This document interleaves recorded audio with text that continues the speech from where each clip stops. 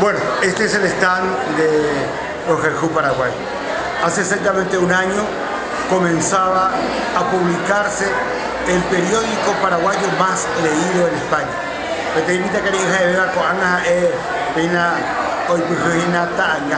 Iván González Rendiapó, Itapuiguá, Vilecota, Gira,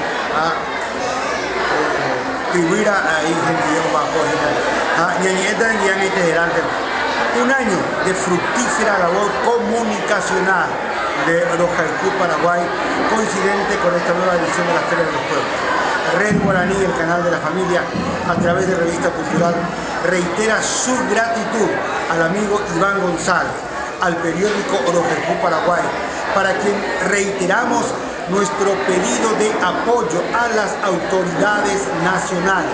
De hecho, la Secretaría de Información y Comunicación para el Desarrollo, SICOD, dependiente de la Presidencia de la República del Paraguay, está tramitando esto que va a ser muy importante para que este periódico, reitero, el más leído por la colectividad paraguaya y no paraguaya en España, siga teniendo vigencia.